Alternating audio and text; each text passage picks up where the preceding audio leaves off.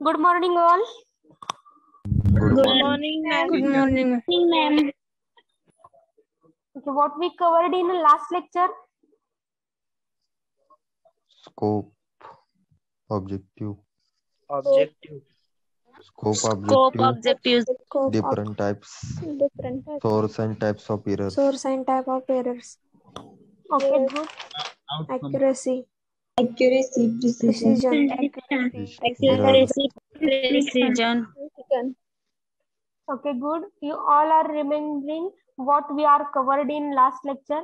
So in the last lecture, we started with a new chapter, that is first introduction to the pharmaceuticals, and in that we are covered short introduction. Also another bit of this chapter is sources and objective. So sources and objective झालेत. त्यानंतर sources and types of error. In that we covered error, its a definition, its a formula and example. And after that we are covered accuracy and precision introductory part. So in our tutorial lecture, what we are going to cover, accuracy, precision, error is are repeated for you because accuracy and precision, though these both words are similar in nature. So that's why some students have doubt about it. So in tutorial lecture, we are going to cover this point once again. And in today's lecture, we are going to learn classification of errors. So आजच्या लेक्चरला आपण कोणता bit cover करणार आहोत? Sources and types of errors मधला classification और types of error.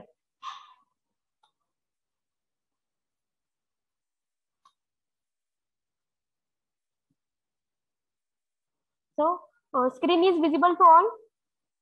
Yes, ma'am. Yes, ma'am. Yes, ma'am. Okay. Classification of errors. So the errors which affect an experimental result may be conveniently divided into.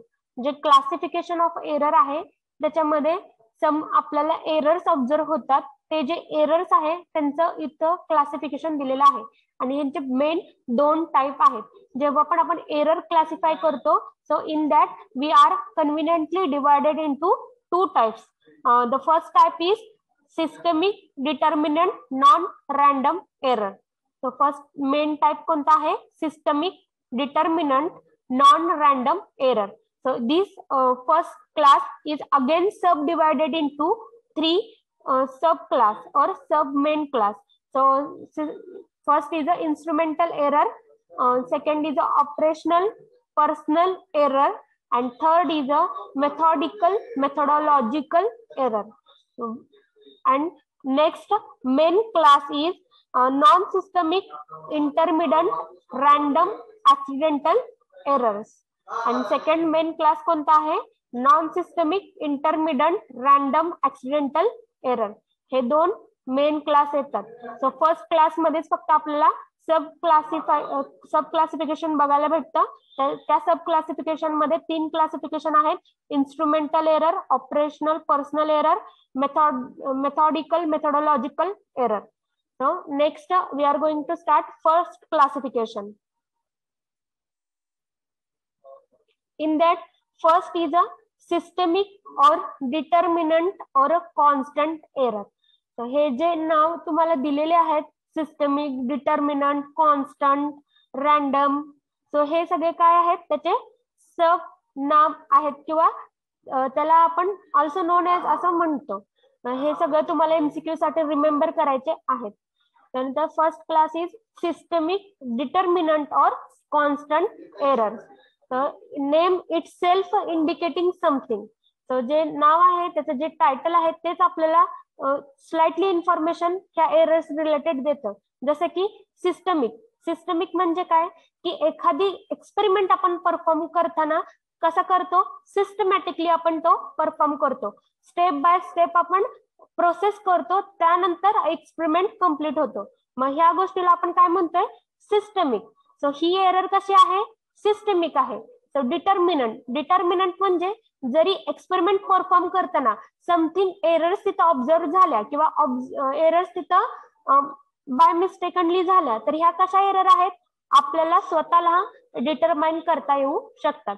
ज्यावेळेस final result आणि standard result ह्या दोन्हीमध्ये आपल्याला mistake किंवा त्या दोन्हीमध्ये आपल्याला difference दिसून यायला लागतो, त्याला जे आपण एरर्स म्हणतो. ते एरर ज्यावेळेस दिसतील त्यावेळेस ते एरर कसे असणार आहेत की आपल्याला स्वतःला आयडेंटिफाय करता येणारे आहेत. त्यामुळे डिटर्मिनंट हे कसे आहे, सिस्टमिक आहेत, डिटर्मिनंट आहे और कॉन्स्टंट एरर. कॉन्स्टंटचा मिनिंग इथं कसा घेतला आहे, कॉन्स्टंट म्हणजे जसं की तुम्ही फर्स्ट इयरला आला आहात, तुमच्या फर्स्ट इयरच्या केमिस्ट्री सब्जेक्ट मध्ये प्रॅक्टिकल इन्क्लूड केले, मग हे तुमचं फर्स्ट इयर पुरतच आहे का, इथून पुढची नेक्स्ट इयरला जी पण फर्स्ट इयरची बॅच येईल त्यांना पण सेमच एक्सपेरिमेंट राहणार आहेत. त्यामुळे ते पण स्वतः परफॉर्म करतील, तुम्ही पण स्वतः परफॉर्म करणार आहे. त्यावेळेस काय होणार आहे, ही प्रोसेस कशी आहे, कॉन्स्टंट राहणार आहेत. हे एक्सपेरिमेंट परत एकदा रिपीट कोणा ना कोणाकडून केले जाणार आहेत.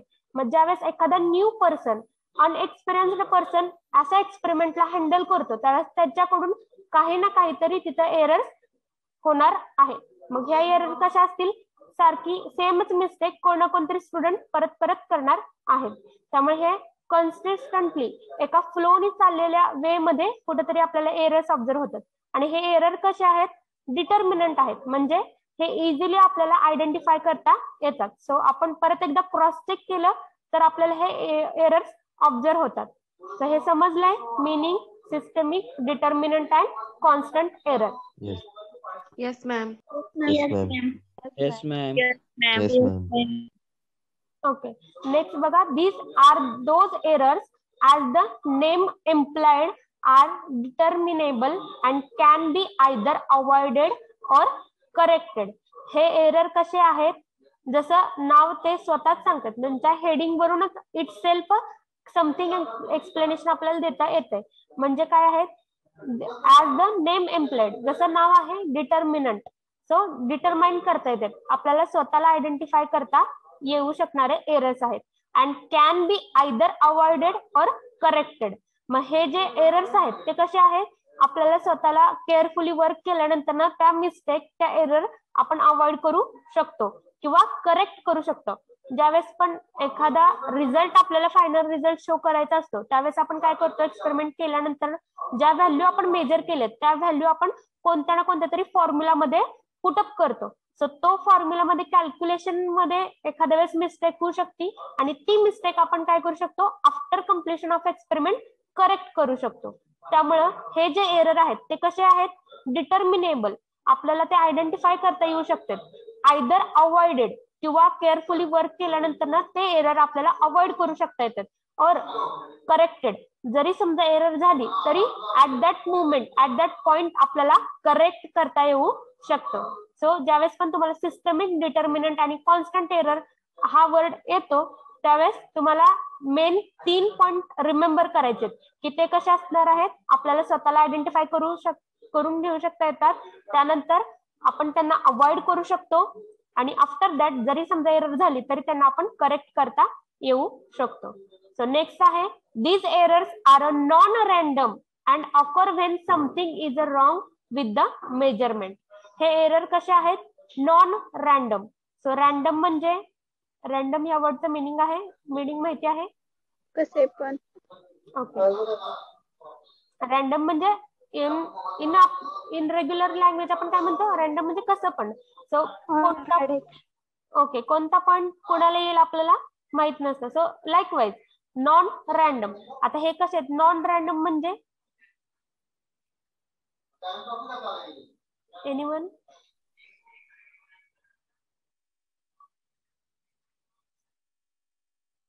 स्टेप्स टू स्टेप, काच डायरेक्शन मध्ये.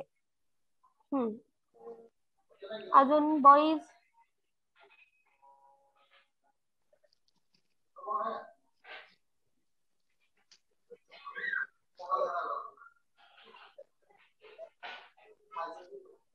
रँडम म्हणजे कसे पण मिस्टेक होतात. म्हणजे जे काय कसे पण म्हणजे काय की रँडम म्हणजे काय, एखादी गोष्ट आहे जी की आपण करायची म्हणून करत नाही बट आपल्याकडून बाय मिस्टेकली होऊन जाते.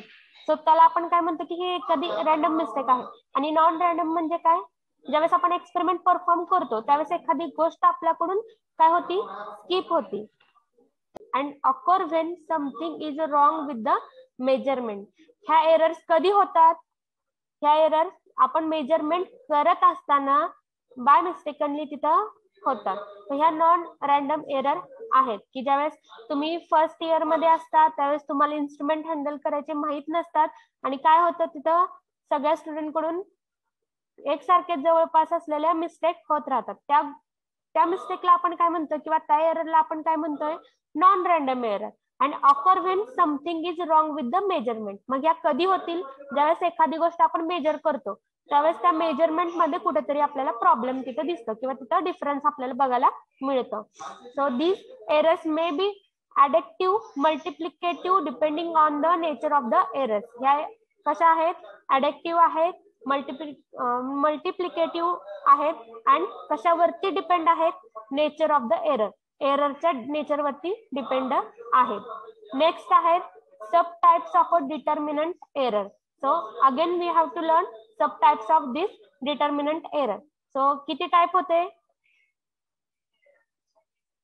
3 types. 3 types. So in that first type we are going to learn. So this is the instrumental error. He error कशी आहे? इन्स्ट्रुमेंटच्या रिलेटेड आहे. So that's why her name is instrumental error. So errors occur due to faulty instrument or reagent containing impurities. हे जे आहे errors त्या कशा आहेत? Faulty instrument मुळे झालेल्या आहेत किंवा रिएजंट जे तुम्ही एक्सपेरिमेंट मध्ये यूज करणार आहात त्याच्यामुळे झालेला आहेत. Reagent containing impurities. So previous जर तुम्ही ऑलरेडी रिएजंट प्रिपेअर करून ठेवले असतील तर maybe this reagent are get instability in that or something precipitant in that or some impurities are included in this reagent. That's why instrumental errors in that it occurs due to faulty instrument. If instrument is not working properly, that's why this error is occurred. And next is due to your reagent. When we are doing experiment, in that you have to use various solution, various reagent, various chemical compound. So these compound are not in pure form. So that's why this instrumental error is occurred.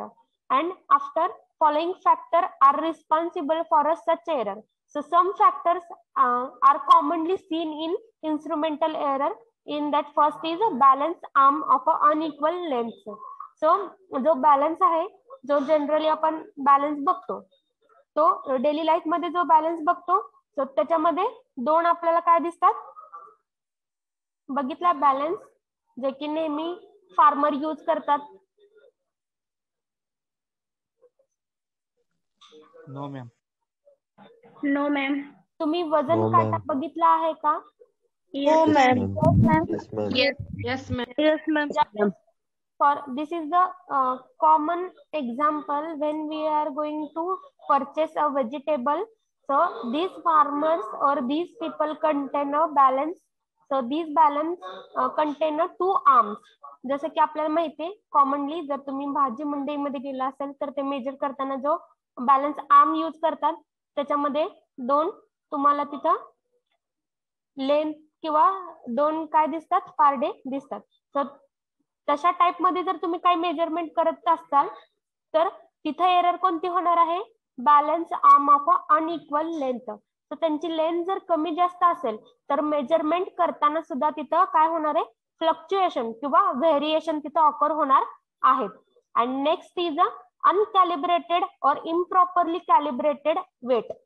Next आहे ज्यावेळेस पण तुम्ही एखादा experiment perform करता त्यावेळेस तो experiment perform करताना तुम्हाला वेइंग साठी कंपाऊंड दिलेले असतात. मग प्रॉपर क्वांटिटी मध्येच आपल्याला सबस्टन्स पाहिजे असतात एक्सपेरिमेंट करताना. त्यासाठी आपण काय करतोय? वेइंग करतो. सो वेइंग करताना जर ते वेइंग बॅलन्स जे आहे सो ते जर प्रॉपरली वर्क करत नसेल तर तिथं काय होणार आहेत? एरर तिथं ऑब्झर्व होणार आहेत किंवा अनकॅलिब्रेटेड और इम्प्रॉपरली कॅलिब्रेटेड वेट. मग त्याच्यावरचा जे कॅलिब्रेशनचा जो स्केल आहे तो जर व्यवस्थित कॅलिब्रेट केला नसेल सो त्याला काय म्हणतोय आपण? अनकॅलिब्रेटेड और इम्प्रॉपरली कॅलिब्रेटेड वेट. त्यावरची जी स्केल आहे ती जर व्यवस्थित कॅलिब्रेट केली नसेल तरी पण तिथं एरर ऑकर होणार आहे. नेक्स्ट आहे uncalibrated instrument like a digital balance. Sometimes digital balance shows the different weight of that substance due to some instrumental error. जे पण डिजिटल बॅलन्स आपण लॅब मध्ये यूज करणार आहोत त्यामध्ये काय आहे की इन्स्ट्रुमेंट काय प्रॉपरली वर्क करत नाहीये आणि त्याच्यावरती काय दाखवते तो जो वेईंगचा जो पॉइंट आहे तिथं अनकॅलिब्रेटेड अशी स्केल तिथं दाखवती आहे. सो इनकरेक्ट स्केल तिथं आपल्याला ऑब्झर्व होते. नेक्स्ट आहे इनकरेक्टली ग्रॅज्युएटेड ब्युरेट. सो इथून पुढे तुम्हाला जस्ट एक्सपेरिमेंट किंवा प्रॅक्टिकल स्टार्ट होईल त्यावेळेस तुम्हाला ह्या सगळ्या गोष्टींची इक्विपमेंटची ओळख होईल आणि त्यावेळेस हा पॉइंट पण तुम्हाला मोर क्लिअरली समजेल. So incorrectly graduated burette. मग ब्युरेट हे पण एक काय आहे ग्लासवेअर आहे ज्याच्यावरती मेजरमेंट तिथं मेन्शन केलेले असतात आणि ब्युरेट ही कशासाठी आपण यूज करतो एसे परफॉर्मन्स साठी यूज करतो. सो ब्युरेट सारख्या अजून आपल्याला फार्मसीमध्ये बऱ्याच गोष्टी ग्लासवेअर तिथं बघायला मिळतात.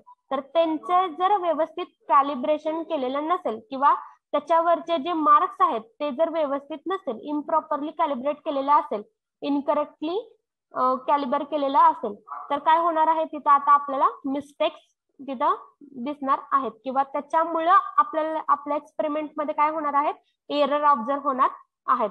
So these some points are regarding instrumental error. So in short, instrumental error काय आहे की जर इन्स्ट्रुमेंटल एरर कधी होती ज्यावेळेस इन्स्ट्रुमेंट हे फॉल्टी असतं प्रॉपरली वर्क करत नाही त्यावेळेस किंवा जे एक्सपेरिमेंट मध्ये तुम्ही रिएजंट सोल्युशन यूज करता आहात त्याच्यामध्ये इम्प्युरिटी असेल तर इन्स्ट्रुमेंटल एरर ऑब्झर्व होणार आहे. आणि सम कॉमन फॅक्टर आहेत की जे आपल्याला इन्स्ट्रुमेंटल एरर्स मध्ये फ्रिक्वेंटली दिसतात. So in that first is a balance arm of an unequal length.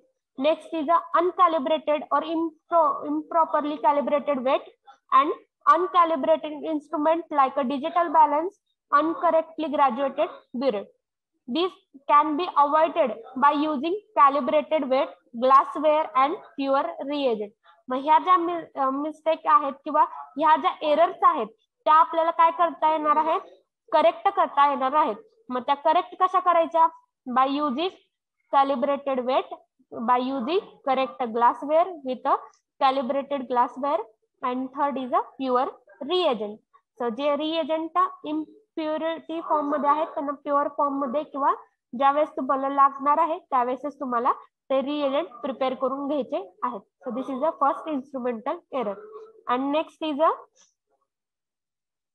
operational or personal errors. So when errors occurs during operation or carrying out the experiment is called as a operational error. हे error कधी होणार आहेत when you are doing experiment. ज्यावेळेस तुम्ही step wise procedure follow करता आणि ती process start करता त्या प्रोसेस मध्ये किंवा त्या ऑपरेशन मध्ये तुम्हाला काय होणार आहे तिथं एरर्स तुमच्याकडून तिथं एरर्स होणार आहेत. त्या एरर्सला आपण काय म्हणतोय operational errors. So when errors occurs during a operation और कॅरिंग आउट द एक्सपेरिमेंट. एखादा एक्सपेरिमेंट कॅरी आउट करताना समथिंग प्रोसेस असती त्या प्रोसेसनी तुम्ही जाता. सो त्या प्रोसेस करताना तुमच्याकडून ज्या एरर्स होतात त्याला आपण म्हणतो operational errors. Example transfer of a solution. ज्यावेळेस तुम्ही वन मेजरिंग सिलेंडर मधून अनदर मेजरिंग सिलेंडर मध्ये किंवा अनदर ग्लासवेअर मध्ये तुम्ही मेजर केलेले सोल्युशन जर ट्रान्सफर करत असाल तर ते काय झालं this comes under a operational error. म्हणजे ती प्रोसेस करताना तुमच्याकडून तिथं एरर झालेले असतात. नेक्स्ट आहे use of a indicator. Indicator चे पण लिमिट आहे किती ड्रॉप मध्ये तुम्ही इंडिकेटर टाकलं पाहिजे. सो ते स्पेसिफिक किंवा त्याच्यामध्ये जी अॅक्युरसी लागणार आहे ती अॅक्युरसी तुमच्याकडून मेंटेन केली जात नाही त्यामुळे पण एरर्स हॅपन होतात. नेक्स्ट आहे पुअर कलर डिस्क्रिमिनेशन. ज्यावेळेस पण आपल्याला फायनल रिझल्ट बघायचा असतो त्यावेळेस आपल्याला त्या कलर चेंज वरून आपल्याला तो रिझल्ट ऑब्झर्व करून तिथं राईट डाऊन करायचं असतं. पण त्यावेळेस कलर कसा आलेला असतो फेंट आलेला असतो ड्यू टू रिएजंट. जे तुम्ही रिएजंट वापरतात त्याच्यामुळं समथिंग ते काय म्हणते ज्या क्वांटिटी मध्ये पाहिजे आहे त्या क्वांटिटी मध्ये तुम्ही ऍड केलेलं नसतं रिएजंट त्यामुळे तिथं पुअर कलर तिथं येतो. मग ते पण काय झालं, रिडिंग मधलं एरर झाली. So reading uncertainty while reading scale. किंवा नेक्स्ट काय असते, ज्यावेळेस पण तुम्हाला स्केल वरती एखादं रिडिंग मेजर करायचं असतं, while we are doing experiment, in that we are reading uncertainty while reading a scale. So scale read करताना something आपल्याकडून एरर्स होणार आहेत. मोस्टली आपण काय बघतो, रीडिंग करताना राऊंड फिगर बघतो. जसं की 7.8 असेल तर we are right downing 8. So this round figure also errors in that your experiment. So that type of errors happen while you are reading a scale. Next आहे incomplete drawing of a sample. जर तुमचं sample ची various condition असतात, तर जर properly dry केलेलं sample जर तुम्हाला मेन्शन केलं असेल तर ते कुठेतरी इम्प्रॉपरली ड्राय असतं, त्यामुळे समथिंग त्याच्यामध्ये मॉइश्चर रिमेनिंग तसंच असतं, त्यामुळे पण एरर्स होतील. और प्रेसिपिटेट त्याच्यामध्ये ऑब्झर्व होतात. नंतर under weighing of a precipitant, ज्यावेळेस एखादं सोल्युशन तुम्हाला वे करायला लावतात तर त्या सोल्युशन मध्ये क्लिअर सोल्युशन नसतं, समथिंग प्रेसिपिटंट त्याच्यामध्ये ऑलरेडी अवेलेबल असतात, त्याच्यासोबत तुम्ही वे करतात, त्यामुळे मेजरमेंट मध्ये कुठेतरी व्हॅरिएशन येतं. नेक्स्ट आहे overweighing of a precipitant, lack of skill and insufficient cooling of a precipitants, mathematical errors in calculation, errors during transfer of a solution. So next काय काय सांगितलं, प्रेसिपिटंट रिलेटेड एरर्स सांगितलेले आहेत की तुम्ही जास्त वे करता, रिपीटली वे करता, किंवा तुमचं जे स्किल आहे त्या स्किल मध्ये कुठेतरी तुम्ही मागे असता. म्हणजे जे एक्सपेरिमेंट परफॉर्म करताना प्रॉपर असे जे स्किल लागतात, सो त्या स्किल मध्ये तुम्ही कुठेतरी मागे असता. सो लॅक ऑफ स्किल, जो पर्सन हँडल करतोय एक्सपेरिमेंट त्याच्यावरती पण भरपूर डिपेंड असतं की एरर्स येतील का अॅक्युरेटली रिझल्ट येईल. After that mathematical errors in calculation. So various formula तुम्हाला तिथे दिलेले असतात, त्या फॉर्म्युल्यामध्ये व्हॅल्यू पुटअप करून तुम्हाला काय करायचं असतं, आन्सर काढायचे असतात. तर त्यामध्ये काय होतं, आपण कुठेतरी एरर करतो. So error during transfer of a solution, जे पण सोल्युशन आहे ते एक प्लेस कडून दुसऱ्या प्लेस कडे ट्रान्सफर करताना पण एरर येतात. So these error are physical in nature and occur when proper analytics followed.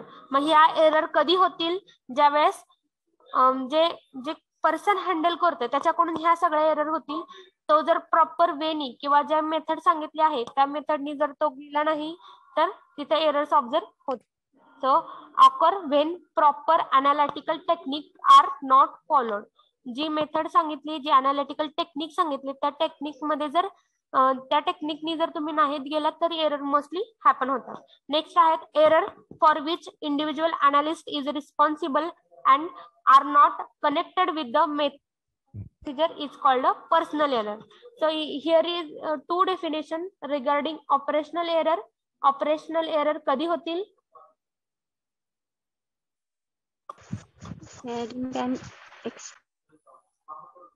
Yes operation or carrying out the okay. Operational, so operation म्हणजे काय, एखादी प्रोसेस तुम्ही करताना झालेले एरर त्याला आपण म्हणतो ऑपरेशनल एरर. एक्सपेरिमेंट करताना स्टेप वाईज प्रोसिजर जी वेळेस सांगितलेली असते त्या प्रोसिजर मधून काही ना काहीतरी एरर झालेले असतात, त्याला आपण म्हणतो ऑपरेशनल एरर. नेक्स्ट डेफिनेशन आहे personal error. So errors for which individual analyst is responsible. ह्या ज्या एरर आहेत त्या एरर साठी जो पर्सन तो एक्सपेरिमेंट हँडल करतोय तो फुल्ली रिस्पॉन्सिबल असतो and are not connected with the method or procedure. मग ही जी एरर आहे ती मेथड किंवा प्रोसिजरच्या रिलेटेड नसती, त्याची स्वतःची पर्सनल अशी एरर आहे. तो लॅक ऑफ स्किल असतं त्याच्याकडे, त्यामुळं पर्सनल एरर त्याच्याकडून होतात. So this is called as a personal error. So त्याच्याकडे एक्सपेरिमेंट हँडल करायचं प्रॉपर टेक्निक नसते किंवा ते स्किल त्याच्यामध्ये अजून डेव्हलप झालेलं नसतं, त्यामुळे ह्या पर्सनल एरर्स होतात. So next example of a personal error. So inability in a judging color change sharply in a visual. So titration काय आहे ते आपण त्या रिस्पेक्टिव्ह चॅप्टर मध्ये बघू. इन शॉर्ट, ज्यावेळेस पण टायट्रेशन केलं जातं त्यावेळेस कलर चेंज आपल्याला ऑब्झर्व करायचा असतो. सो कलरलेस टू कलर ह्या स्टेट मध्ये तुम्हाला ऑब्झर्व करावं लागतं, किंवा कलर टू कलरलेस अशा वाईस वर्सा फेज मध्ये तुम्हाला ऑब्झर्वेशन तिथे लिहावे लागतात. मग त्यावेळेस जर त्यांनी पिंक कलर सांगितला असेल तर त्यामधला तुम्ही डार्क शेड घेता, लाईट शेड घेता का प्रॉपर पिंक कलर तुम्ही तिथं राईट डाऊन करता, ह्यावरती पण बरंच डिपेंड आहे.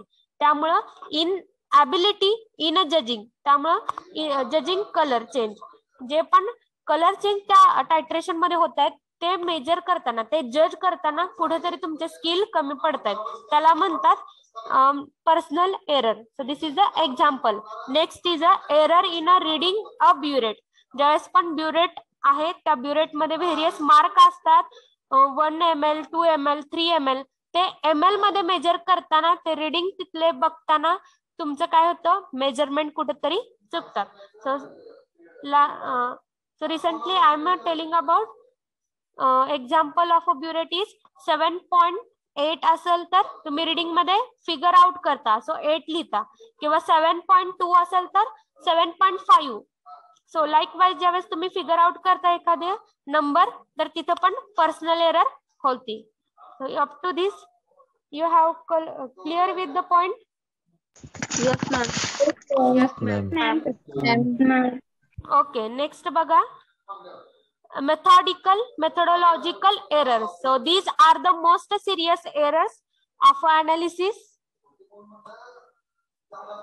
These are most serious error of analysis, and most of the above errors can be minimized or corrected for, but errors that are inherent in the method cannot be changed unless the condition of the determination are altered.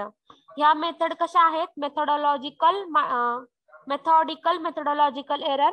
These are the most serious error. Analysis मधल्या most serious error आहेत. Most of the above errors can be minimized or corrected. पण त्यापैकी पण बऱ्याच error आपल्याला minimise करता येऊ शकतात किंवा करेक्ट करता येऊ शकतात. But errors that are inherited in the method cannot be changed. पण एखादी मेथड ज्यावेळेस आपण चेंज करतो, त्या चेंज केलेल्या मेथड मधल्या ज्या एरर्स आहेत त्या आपल्याला सम टाइम चेंज करता येत नाहीत किंवा करेक्ट करता येत नाहीत. So unless the condition of the determination are altered. पण त्या कधी करता येऊ शकतात किंवा पॉसिबिलिटी कधी आहे, जर डिटर्मिनेशनची जी कंडिशन आहे ती जर चेंज केली तर सम टाइम आपल्याला त्या एरर्स ज्या आहेत त्या मिनिमाइज करता येऊ शकतात, पण फुल्ली किंवा 100% आपल्याला करेक्ट करता येऊ शकत नाही. फॉर एक्झाम्पल, जसं की समजा तुम्हाला ड्रॉइंग करायचं आहे. सो ड्रॉइंग साठी basically in the pharmacy field there are various instrument available for that drawing. So various physical method आहेत, केमिकल मेथड आहेत किंवा इन्स्ट्रुमेंट आहेत ड्रॉइंग साठी. जर तुम्हाला ड्रॉइंग करायचं एखाद्या सबस्टन्सचं तर तुम्ही काय करणार, एअर ड्रायर जे आहेत त्या इन्स्ट्रुमेंट मध्ये ठेवणार आणि तिथून ड्राय करणार. बट जर तुम्ही मेथडच चेंज केली तर, जसं की तुम्ही ड्राय करण्यासाठी सनलाइटचा यूज केला आणि तिथे जर ड्राय केलं तर डेफिनेटली त्या दोन्ही मेथड मध्ये काय आहे, चेंजेस असणार आहेत. मग त्या चेंजेस मधून काय होणार आहे, आता एरर्स ऑब्झर्व व्हायला लागतील. सो ज्यावेळेस पण एखादं इन्स्ट्रुमेंट तुम्ही यूज करता त्या इन्स्ट्रुमेंट मध्ये ऑलरेडी तिथं टेम्परेचर सेट केलेलं असतं, तिथलं प्रेशरची कंडिशन सेट केलेली असते. सो जसा आपला एक्सपेरिमेंट आहे त्या एक्सपेरिमेंटचा सेटअप तिथं प्रिपेअर केलेला असतो. पण ज्यावेळेस तुम्ही ड्रॉइंगची सनलाइटची जर मेथड यूज केली, सो त्यामध्ये काय होणार आहे, त्यामध्ये तुम्ही सनलाइट ऍडजस्ट करू शकता का?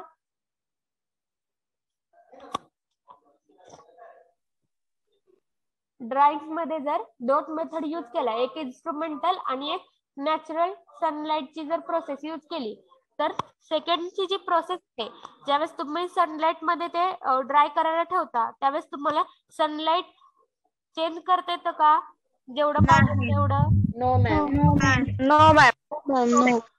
No, ma'am. येस, त्यामुळे काय होणार आहे, तिथं व्हेरिएशन येत आहेत.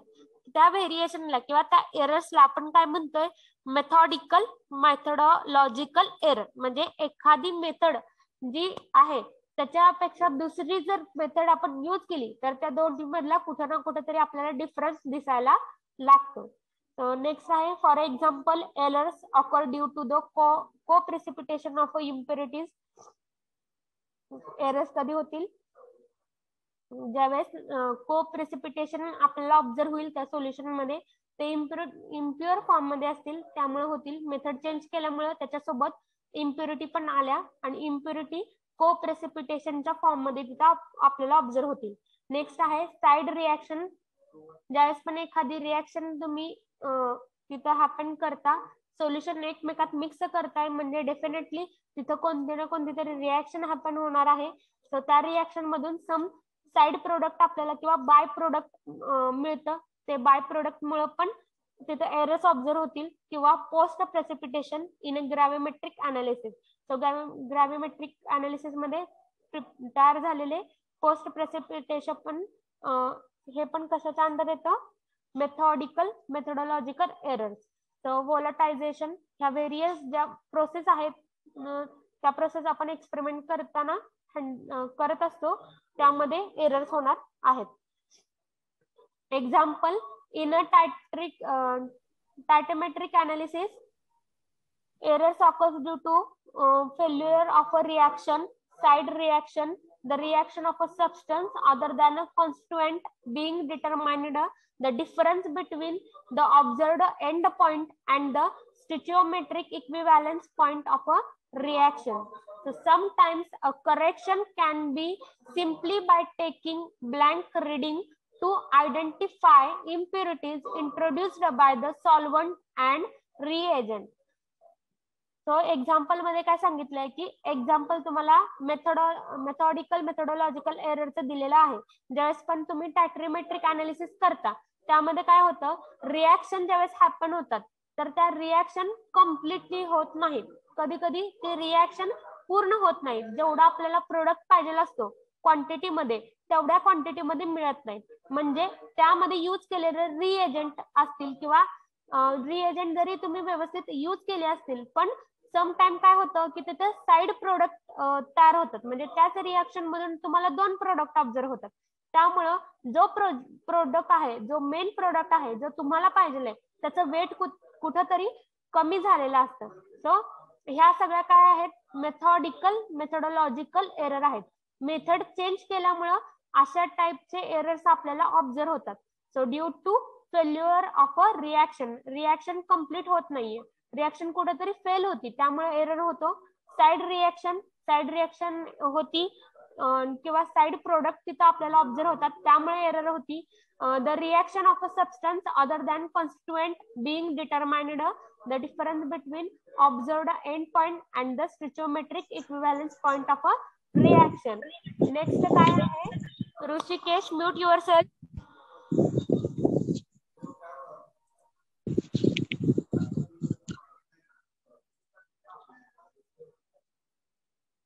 नेक्स्ट काय आहे, जे पण सबस्टन्स असतात जे तुम्ही यूज करतात ते प्रॉपरली डिटरमाइन झालेले नसतात, स्पेसिफिक क्वांटिटी मध्ये नसतात, त्यामुळे पण कुठेतरी आपल्याला ऑब्झर्वेशन मध्ये कमी जास्त बघायला मिळतं.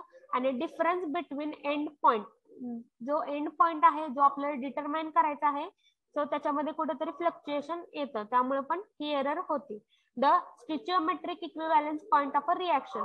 सो ज्यावेळेस तुम्ही ग्रॅव्हिमेट्रिक अनालिसिस लर्न करता त्यावेळेस पण तुम्हाला हे बीट आहे किंवा हा जो एक्झाम्पल मधला पॉइंट आहे तो क्लिअर होईल. नेक्स्ट आहे, sometimes correction can be simple by taking a blank reading. मग ज्यावेळेस एरर येतात त्यावेळेस जर तुम्ही ब्लँक रिडिंग घेतलं तर समटाइम ज्या मायनॉर जे एरर्स आहेत ते आपण काय करू शकतो, कव्हर करू शकतो किंवा त्यांना करेक्ट करू शकतो. To identify impurity introduced by solvent and reagent.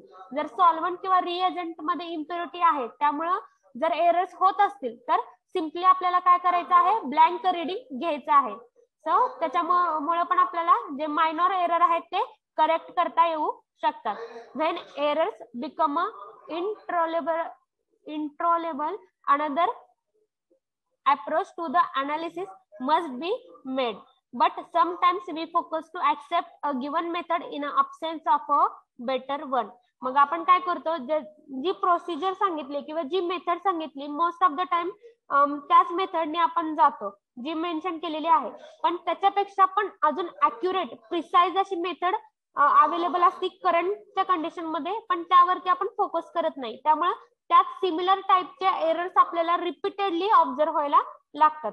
त्यामुळे जी बेटर वन जी मेथड आहे, जी चांगली अॅक्युरसी आणि प्रिसाइज असलेली जी मेथड आहे, suitable for that experiment, we have to choose this method only. त्यामुळे मेथड मध्ये चूज करताना पण बऱ्याचदा काय होतं, आपली मिस्टेक होती आणि त्यामुळे फ्रिक्वेंटली आपल्याला एरर ह्या ऑब्झर्व व्हायला लागतात. So next is a non systemic indeterminate random accidental error. So हे जी एरर आहे, so this is the second sub main class of the error.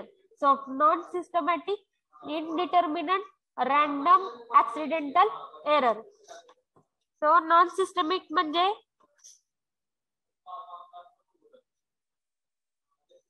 anyone? Indeterminate म्हणजे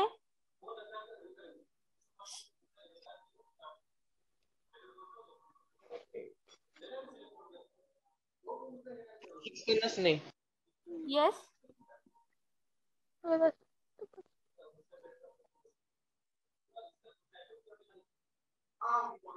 डिटर्मिनंट म्हणजे आपण इझिली आयडेंटिफाय करू शकतो. सो इनडिटर्मिनंट म्हणजे काय असणार आहे? अनिश्चित. अनिश्चित. म्हणजे इझिली आपल्याला आयडेंटिफाय करता येणार नाही. जसं की क्रॉस चेक केल्यानंतर डिटर्मिनंट एरर आपण आयडेंटिफाय करू शकत होतो, तसं नॉन सिस्टमिक किंवा इनडिटर्मिनंट जे आहे ते आपल्याला इझिली आपल्याला समजणार नाहीत की ऍक्च्युअल मध्ये कुठं व्हेरिएशन येतात किंवा कुठं एरर झाली, हे आपल्याला थोडं आयडेंटिफाय करताना डिफिकल्टी होईल. So this are the random. So randomly झालेली कोणती तरी स्टेप असती, त्यामुळे ह्या एरर्स ऑकर होतात किंवा ऍक्सिडेंटली एरर होतात. So these are often called as accidental or a random error. So हे जे तुम्हाला जे हेडिंग दिलेलं आहे त्यामध्ये तुम्हाला कोणतं पण विचारलं जाऊ शकतं. जसं की तुम्हाला डायरेक्टली विचारलं जाऊ शकतं की ऍक्सिडेंटल एरर एक्सप्लेन करा किंवा रॅन्डम एरर एक्सप्लेन करा. त्यावेळेस तुम्हाला हे सगळे जे नावं आहेत त्याची ते पाठ असली पाहिजे. सो एमसीक्यू पण बऱ्याच टायमिंग वरती येतात. So these are often as a accidental or a random error. ह्या ज्या एरर झालेल्या आहेत त्या कशा झाल्यात, त्या फिक्स नसतात. सो त्या ऍक्सिडेंटली झालेल्या असतात, त्याला आपण म्हणतो random errors. So which represent experimental अनसर्टॅनिटी that occur in any measurement. These errors are by a small difference in a successive measurement made by the same analyst under almost a similar condition.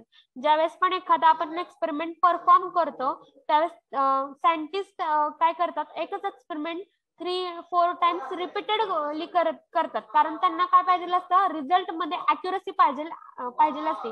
त्यासाठी एकच process same condition मध्ये repeat केली जाते. मग त्यावेळेस ह्या accidental errors तिथं होतात. So these errors are shown by a small difference in a successive measurement.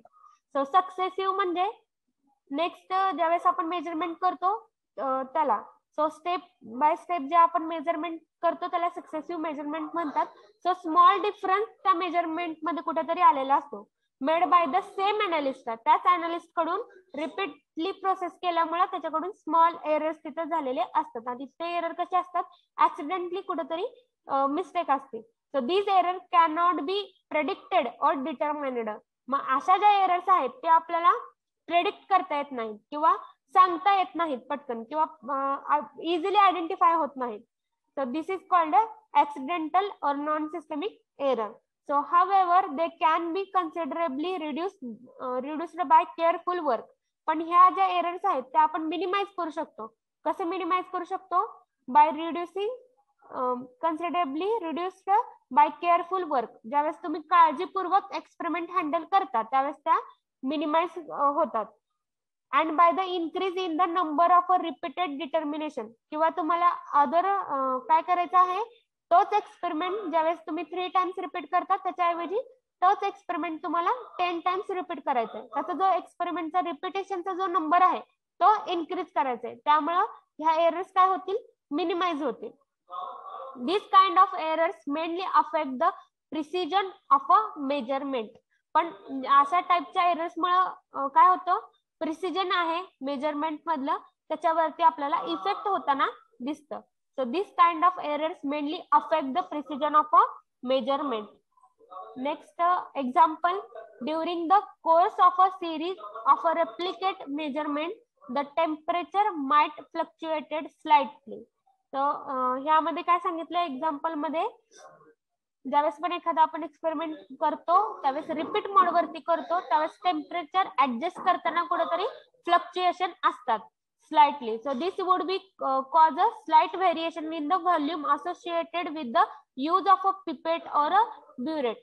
त्यामुळे काय होणार आहे, टेम्परेचरचा इफेक्ट काय होणार आहे की ज्यावेळेस पण तुम्ही व्हॉल्युमेट्रिक अनालिसिस करता त्यावेळेस त्या पिपेट आणि ब्युरेट मध्ये ब्युरेटचा यूज करता, मग त्याच्यामध्ये कुठेतरी तुम्हाला व्हॅरिएशन तिथं दिसायला, फिलअप करताना मे बी कमी जास्त स्लाइट पॉइंटनी होतं. नेक्स्ट आहे instrumental uncertainty is the main major source of a random error. Next, instrumental uncertainty is the major source of a random error. So experienced chemist touch the pipette against the side of the conical flask, permit it to drain for a set time. However,